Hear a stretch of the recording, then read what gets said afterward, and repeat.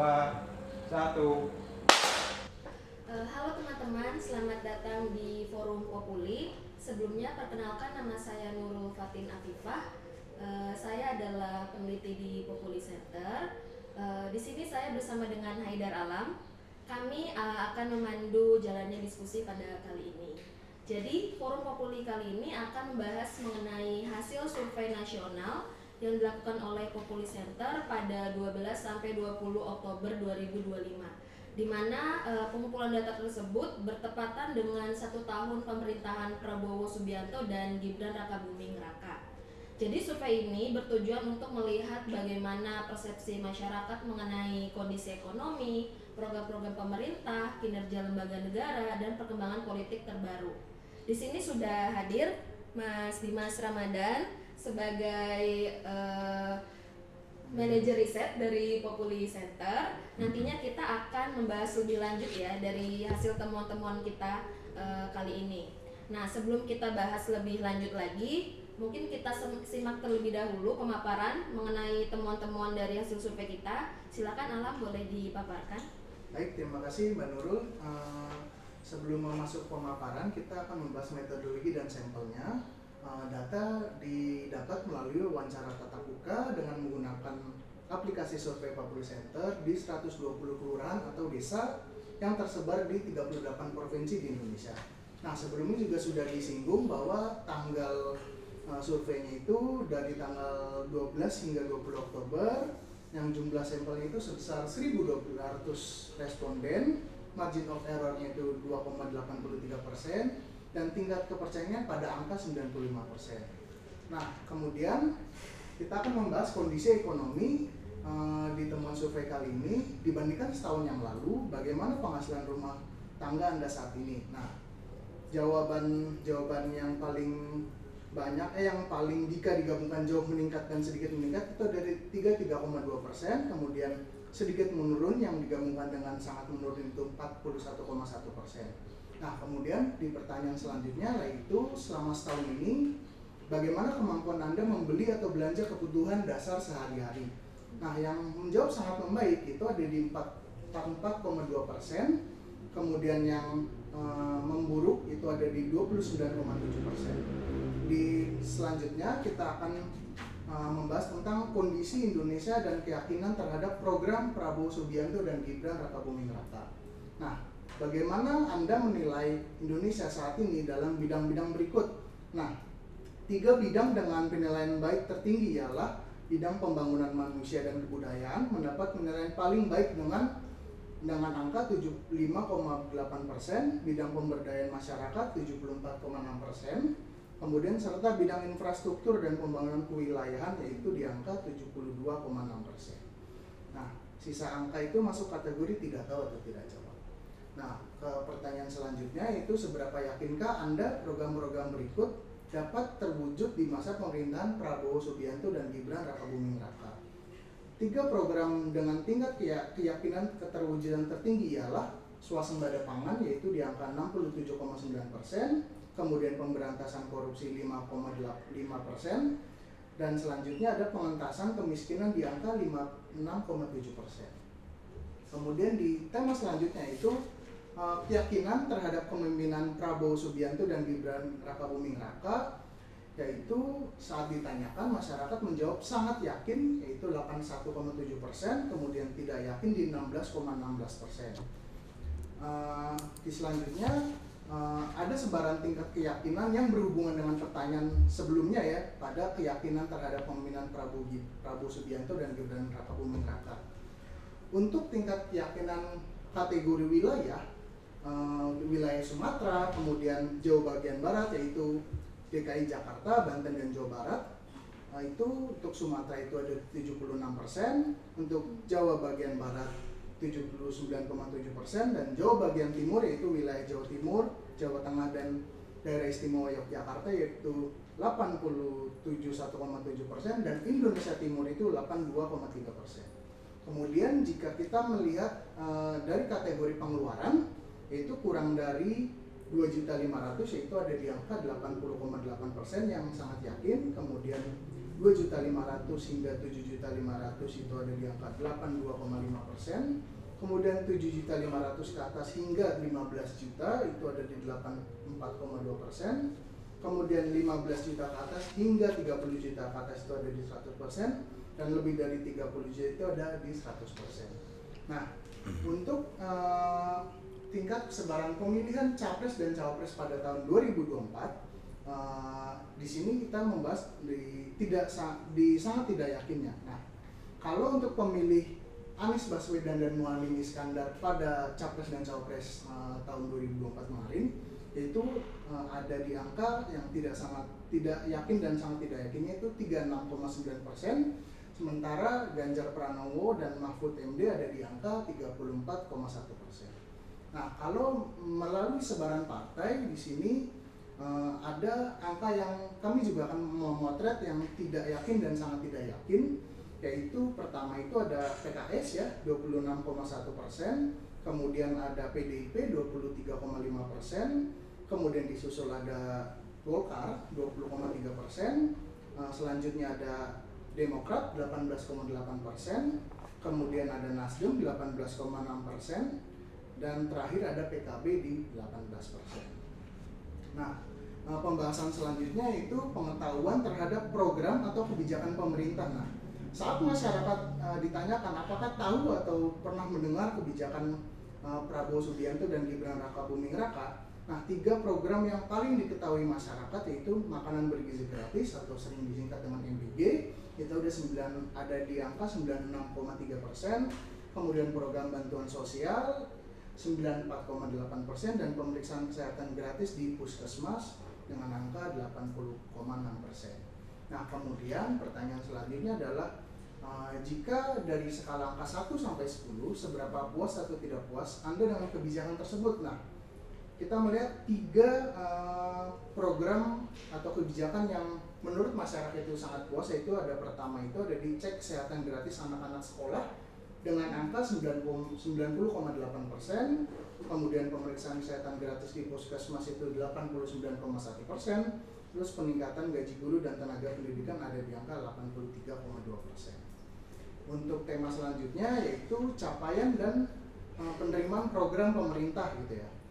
Saat masyarakat ditanyakan program atau capaian apa yang paling membanggakan selama 1 tahun kepemimpinan pemerintahan Prabowo Subianto dan Gibran Rakabuming Raka, nah 3 teratas ini ada di program makan bergizi gratis yaitu di angka 51,2%, kemudian ada di penguatan pertahanan dan kemandirian militer ada di 12,1%, dan yang ketiga ada di diplomasi internasional Indonesia yaitu 10,3%. Nah, kemudian kami juga menanyakan tentang kalau ada cek kesehatan gratis di daerah Anda, apakah Anda bersedia mengikutinya? Nah, masyarakat ini sangat bersedia gitu ya untuk dicek kesehatannya itu di angka 9,5,2% dan tidak bersedia itu ada di angka 4,1%.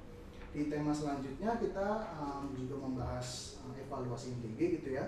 Program makan bergizi gratis telah berjalan itu selama berbulan-bulan. Seberapa setujukah Anda dengan sejumlah pernyataan berikut? Nah, di 3 pernyataan yang dinilai masyarakat yang dikategorikan sangat setuju dan setuju, yaitu program MBG telah melibatkan partisipasi masyarakat umum sebesar 75,7%, kemudian penerimaan program MBG telah tepat sasaran ada angkanya 71%, kemudian makan yang disajikan memiliki kualitas atau nilai gizi, kebersihan dan lain-lain yang baik ada di angka 70,4%. Nah, jika ada pertanyaan yang paling perlu diperbaiki dari program MBG, 3 jawaban teratas dari masyarakat adalah memperkuat pengawasan kepada pemberi layanan MBG yaitu di 18,8%, mewajibkan penyedia itu penyedia layanan lulusan uji kelayakan sebelum beroperasi 17,6%, kemudian memprioritaskan penerima MBG bagi masyarakat ekonomi menengah ke bawah sebesar 15,8%. Di tema selanjutnya yaitu masih terkait evaluasi MBG, yaitu menurut Anda siapakah yang paling diuntungkan dari program MBG? 2 jawaban teratas yang kami dapatkan adalah pedagang pasar sebesar 30,2%, kemudian pemilik dapur SPVG 29,4%.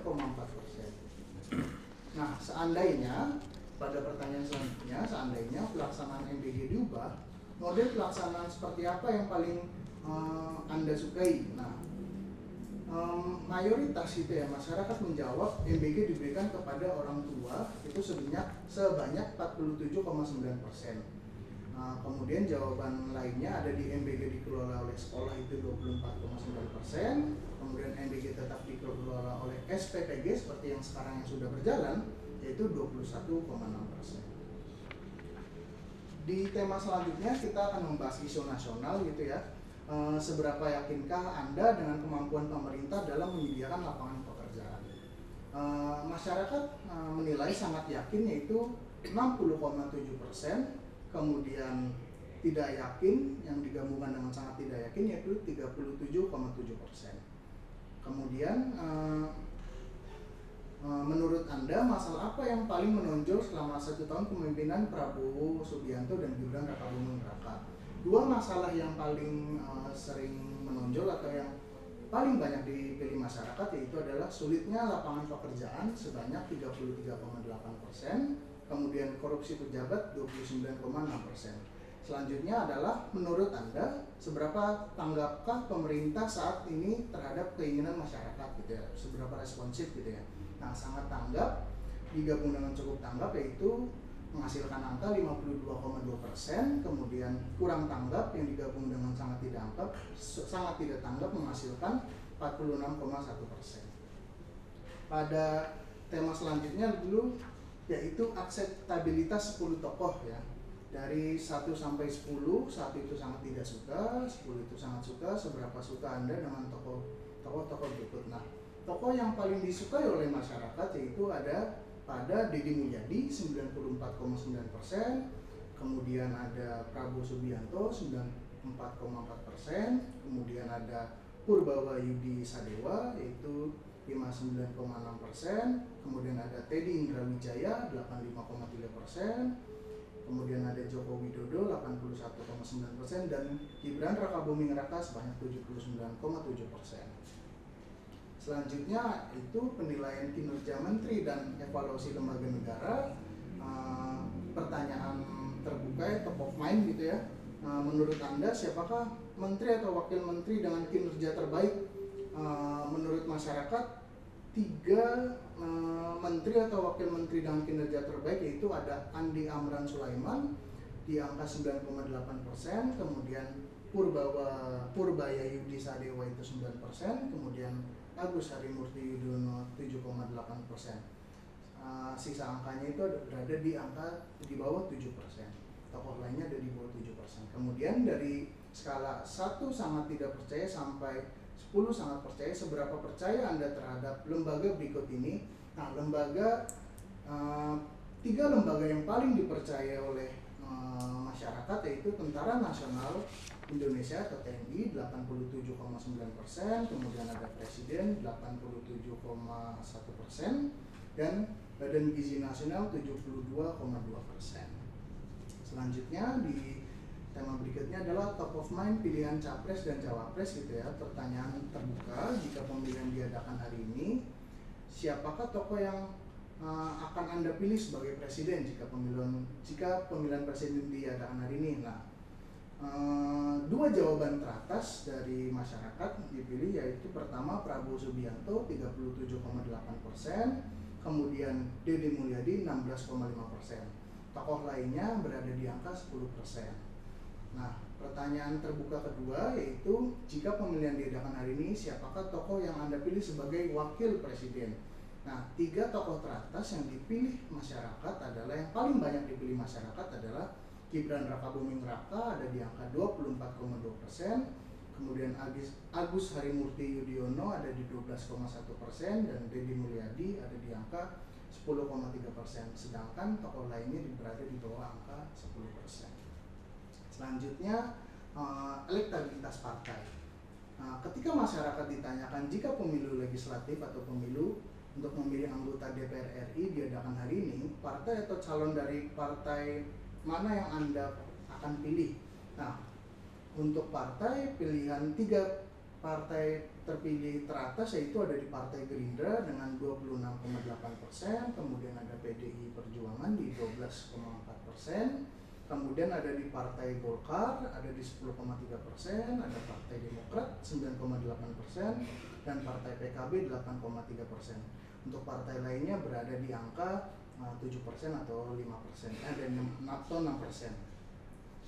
Kemudian kita tema selanjutnya itu cara memilih yang disukai oleh masyarakat gitu ya. Dari cara memilih dalam pemilu legislatif berikut ini, cara manakah yang paling Anda sukai? Nah, umumnya atau banyak masyarakat menjawab itu adalah memilih langsung calon anggota di kertas suara sebanyak 8,43%, kemudian memilih logo atau lambang partai politik di kertas suara sebanyak 13%. Sisanya berada di jawaban tidak tahu atau tidak jawab. Kemudian di antara cara memilih pemilihan gubernur berikut ini, cara manakah yang paling Anda sukai?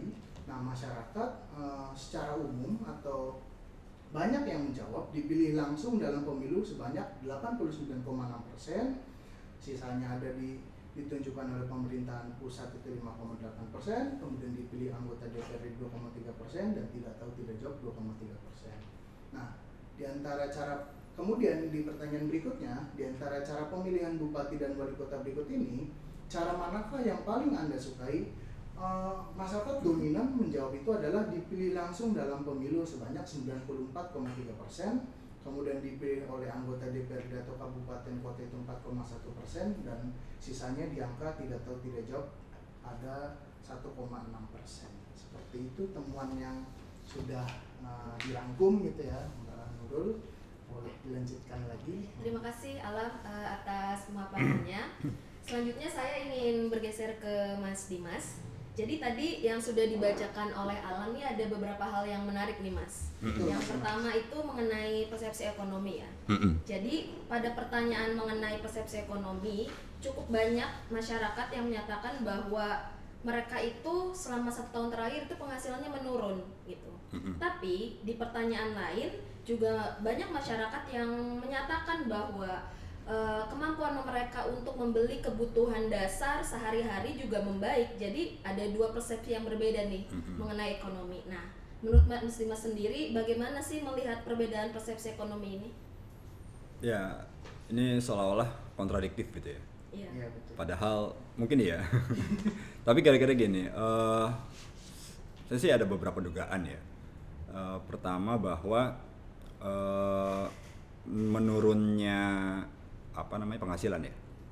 Iya, penghasilan selama 1 tahun terakhir. Menurunnya penghasilan barangkali sebenarnya tidak serta-merta otomatis diikuti oleh menurunnya kemampuan membeli. Ini beli mobil atau beli apa? Kebutuhan Kebutuhan sehari-hari. makan ya? Iya. Kayak kebutuhan dasar lah.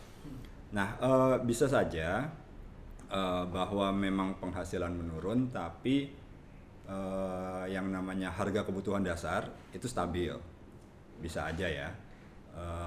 Sehingga kemudian di saat yang bersamaan kemudian ada yang namanya bantuan pemerintah, ada bansos, ada PKH, yang lain-lain, subsidi pangan dan lain-lain, sehingga masih menutupi penurunan persepsi terhadap pendapatan gitu ya. Jadi menurunnya pendapatan itu diimbangi dengan stabilitas harga kebutuhan dasar sama bantuan pemerintah gitu ya. Nah, di luar itu biasanya sih soal habit ya, misalnya orang semakin mudah untuk berbelanja ya, mengurangi biaya-biaya yang biasanya tuh kalau lewat aplikasi kan ada diskon, promo segala macam, dan orang sekarang semakin mudah untuk mencari barang yang sama dengan harga yang berbeda gitu ya. Saya tidak bilang lebih murah, tapi berbeda, mana yang lebih menguntungkan. Cuma memang barangkali juga ada yang namanya itu ya pola belanja terakhir ya. Iya, kemampuan membeli. Iya. Satu lagi mungkin masyarakat juga mulai mengurangi gitu ya, mulai mengurangi kebutuhan-kebutuhan yang sekunder, tersier dan lain sebagainya, karena tadi ya pendapatannya menurun, tapi untuk kebutuhan dasar itu masih tercover gitu ya. Jadi belanjanya dikurangin untuk yang lain, tapi yang untuk kebutuhan dasarnya masih stabil gitu ya. Jadi kan variabelnya belanja kebutuhan dasar. Nah, yang saya duga sih seperti itu gitu ya. Jadi satu, soal harga yang stabil, kedua ada bantuan pemerintah, kemudian yang ketiga ya pola belanja lah mungkin gitu. Pola untuk jual beli. Mungkin ke pertanyaan selanjutnya Mas Dimas ya, kepercayaan terhadap kepemimpinan Prabowo Subianto dan Gibran Rakabuming Raka. Tadi kan ditemukan bahwa sebesar 81,7% responden tuh yakin bahwa pemerintahan saat ini itu Prabowo Subianto dan Gibran Rakabuming Raka itu dapat membawa Indonesia menjadi lebih baik gitu ya. Nah, berdasarkan sebaran responden juga yang tadi kita sudah bahas atau saya sudah sebutkan, keyakinan terhadap kepemimpinan Prabowo Subianto dan Gibran Rakabuming Raka itu juga tinggi itu tadi di sebarannya. Nah, apa sih makna dari tingkat kepercayaan yang tinggi ini nih Mas Dimas? Apa ya maknanya? Bagi saya sih, ini kan survei opini publik ya. Iya. Survei opini publik biasanya bicara soal, paling dominan itu bicara soal mood lah gitu ya. Jadi bagi saya ya it is what it is gitu ya.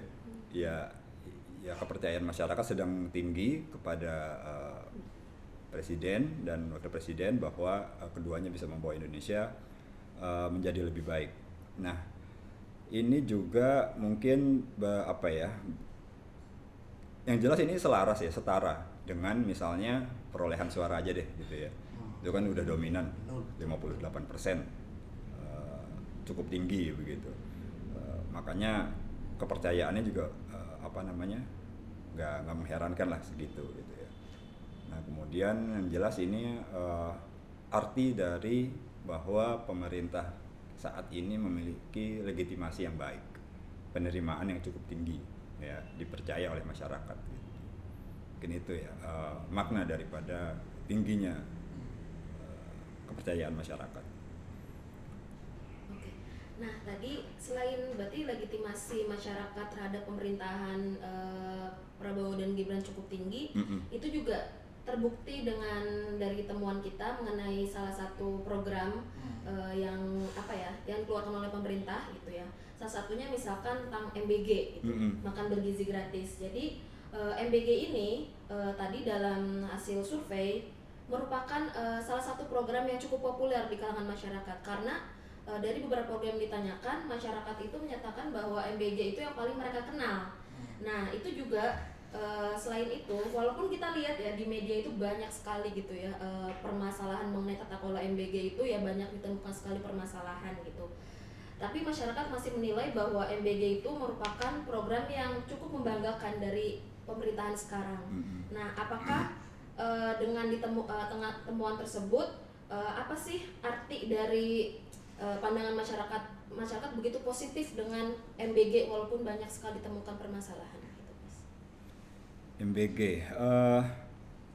yang jelas kalau saya melihat ini adalah program baru. Betul. Ya, program baru yang di periode-periodenya sebelumnya belum pernah ada. Ya, ini bantuan tapi bantuannya bentuknya makanan untuk anak-anak gitu. Selama ini mungkin ke orang tua.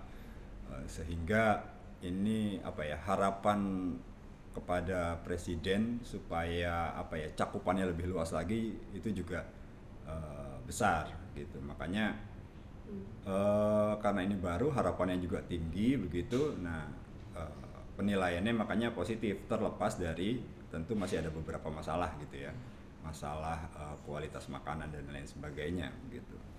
Nah, tapi sekali lagi bahwa ini adalah survei opini publik ya, berkaitan dengan emosional, moodnya masih bagus begitu ya, masih bagus, mudah-mudahan tetap bagus ya. Ini kan 1 tahun nih, 1 tahun orang bilang itu lagi anget-angetnya lah gitu ya, sudah. Apalagi Pak Prabowo ini kan pemilih loyalnya banyak ya, sejak 2014 itu besar loh ya.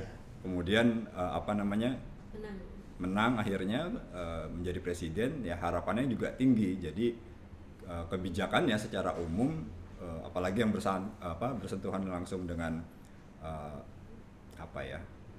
kebutuhan dasar itu disambut baik banget gitu. Dan itu juga sebenarnya kan tambahan ini ya, bahwa itu adalah tambah apa namanya, simbol kehadiran pemerintah atau negara terhadap kebutuhan masyarakat yang paling real, pangan gitu ya. Nah, makanya tadi swasembada pangan tuh Bagus juga. tinggi juga gitu penilaian masyarakat gitu. Tiga teratas. Nah, kemudian secara teknis barangkali juga MBG yang sudah berjalan ini meski ada beberapa catatan gitu ya, banyak kejadian-kejadian yang perlu diperbaiki, tapi di situ telah apa ya, kayak survei tadi udah disebut, misalnya telah melibatkan partisipasi masyarakat luas gitu ya, kemudian bisa menggerakkan ekonomi lokal dan lain sebagainya. Nah, ada soal yang paling diuntungkan nggak ya tadi di slide? Ada ya. Nah, yang paling diuntungkan mayoritas orang itu memandang pedagang, ya. Jadi ada kegiatan ekonomi yang berjalan di situ, gitu. Nah, meskipun cakupannya baru mungkin 40% kali dari target, gitu ya. Masih dikejar target. Itu aja udah bagus, sebenarnya 40%, gitu kan. Walaupun dengan banyak catatan. Yang belum kebagian mungkin berharap juga, makanya jadi positif gitu ya. Ada anaknya kebagian, pedagangnya dilarisin pembeli dagangannya kayak gitu. Jadi masih oke lah di masyarakat. Baik Mas, ini masih terkait dengan MBG juga ya. Tadi kan kita sudah mention bahwa ternyata MBG ini sangat populer gitu ya di kalangan masyarakat. Namun masyarakat menilai masih banyak beberapa yang perlu diperbaiki nih Mas, yaitu pengawasan penyediaan layanan, terus uji kelayakan sebelum beroperasi, dan prioritas penerima dari kelompok berpenghasilan rendah. Nah, maksud dari temuan kita ini apa ya Mas Dimas ya? Bahwa banyak yang masih diperbaiki. Ya, yang jelas ini jadi catatan ya. Ini jadi catatan publik bahwa persoalan tata kelola ini masih perlu diperbaiki begitu. Karena besar sekali harapan publik di persoalan MBG ini. Mereka ingin supaya MBG ini menjadi lebih baik, kemudian mungkin juga tepat sasaran, tapi yang jelas saya menduga sih pengennya sustain, idealnya sustain. Stabil ya. Ya, nggak cuman misalnya, waduh, Pak Prabowo kan sudah jadi presiden nih. Kemudian saya tunggu MBG-nya begitu. Oh iya, sama Pak Prabowo dikasih MBG-nya, tapi setelah itu berhenti misalnya. Kita kan pengennya masyarakat mungkin pengennya long last gitu ya. Setelah ganti presiden itu masih ada gitu ya. Makanya bantuan sosial ya berarti ya. Ya, kayak bantuan sosial, kayak PKH itu kan berjalan di lintas periode kepemimpinan gitu.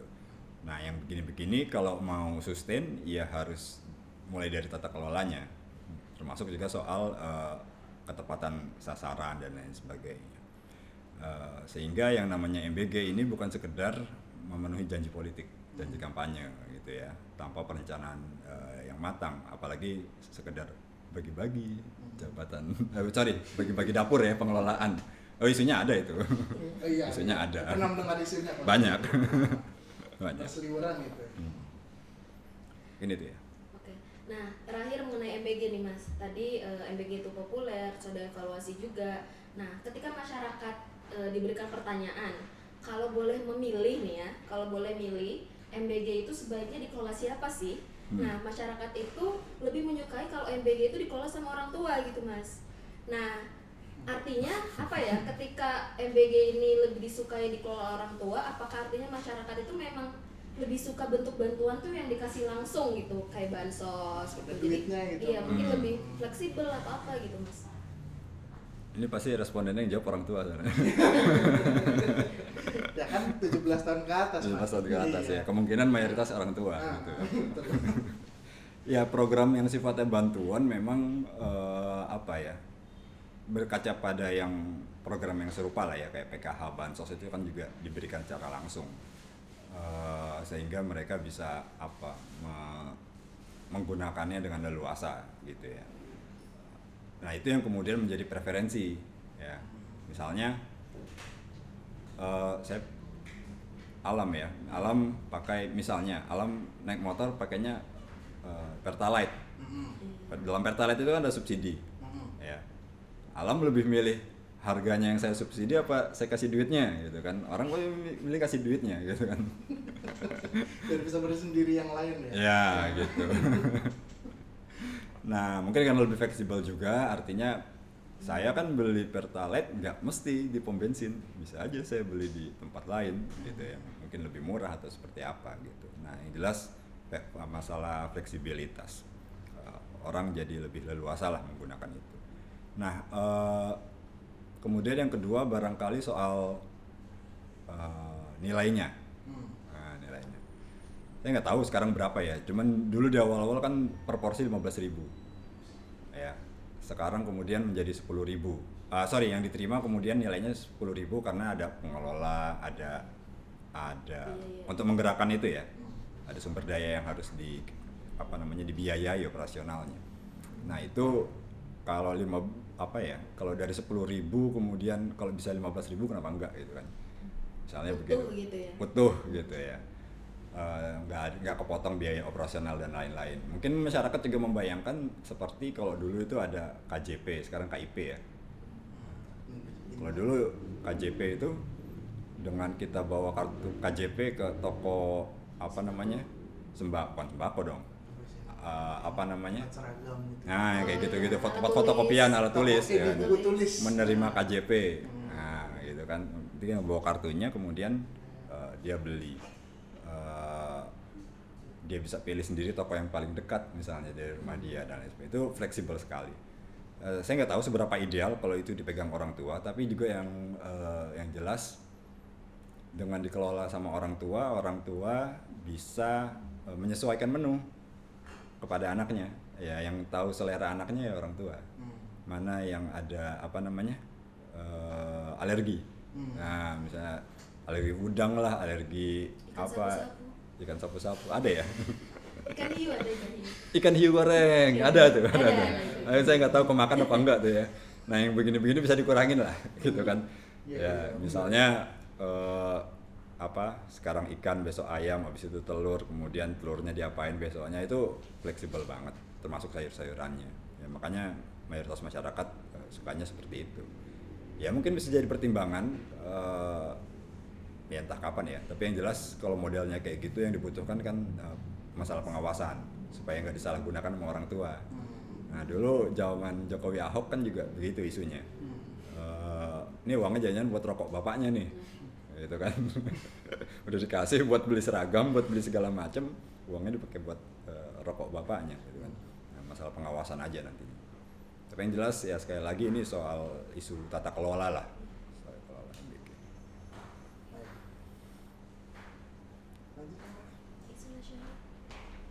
Udah ya? Oh iya.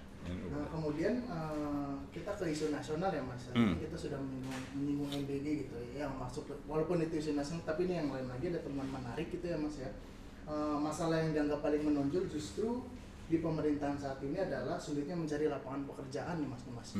Namun di sisi lain tuh masyarakat atau publik itu cukup yakin nih pemerintahan bisa menyediakan lapangan pekerjaan dengan layak, dengan baik dan dengan sesuai gitu ya. Nah, apa sih makna dari persepsi masyarakat ini gitu? Di satu sisi menjadi tantangan, di satu sisi ada harapan gitu Mas. Iya, yang jelas ini sekali lagi basisnya adalah trust, ya, kepercayaan. Jadi meskipun kondisinya mungkin dinilai sulit, tapi masyarakat masih memiliki keyakinan pemerintah itu bisa bekerja lebih baik lagi begitu. Kalau beberapa waktu lalu itu kan juga pemerintah sudah mulai menggalakkan misalnya magang ya, magang itu di BUMN di instansi pemerintah. Dengan banyak tuh seminar-seminarnya tentang siapa yang boleh mendaftar, perusahaan seperti apa gitu kan. Mungkin orang juga udah mulai sosialisasinya udah ada, kemudian publik mungkin juga sudah menerima informasinya begitu, sehingga saya cukup yakin lah ini pemerintah kita bisa menyediakan yang namanya pekerjaan gitu. Tapi di luar itu saya juga melihat bahwa mungkin juga masyarakat itu bisa memisahkan diri, memisahkan cara berpikirnya gitu. Jadi dia memisahkan kondisi saat ini terkait dengan lapangan pekerjaan dengan potensi pemerintah, bahwa pemerintah itu juga mampu gitu ya, mampu menciptakan lapangan pekerjaan. Nah, potensi ini ya sekali lagi sumbernya adalah harapan, gitu. Harapan kepada pemerintah itu besar, trustnya juga tinggi, sehingga pada titik tertentu memunculkan penilaian bahwa oh ya, cukup yakinlah dengan pemerintah ini bisa lah gitu, menciptakan lapangan pekerjaan. Mungkin yang saya baca sih seperti itu. Nah, oke Mas, ini terakhir nih, pertanyaan terakhir mengenai preferensi masyarakat dalam memilih ketika pemilu. Jadi mayoritas masyarakat itu sebagian besar lebih mendukung atau sangat mendukung supaya pemilihan langsung dari mulai legislatif sampai dengan pemilihan kepala daerah, gubernur, bupati, wali kota itu supaya dipilih langsung gitu. Jadi masyarakat milih langsung dibandingkan diwakilkan melalui anggota DPRD gitu. Nah, sebenarnya apakah ini menjadi sinyal positif atau mungkin evaluasi terhadap perbaikan bagi revisi UU Pemilu nggak, Mas? Ya, persoalan ini biasanya memang selalu muncul di setiap wacana perubahan undang-undang gitu ya. Berkaca pada pengalaman yang sudah pemilihan langsung dan pilkada mungkin ya juga menimbulkan banyak problem ya, money politik, keterbelahan masyarakat dan lain sebagainya, campaign yang tidak bertanggung jawab, black campaign begitu kan.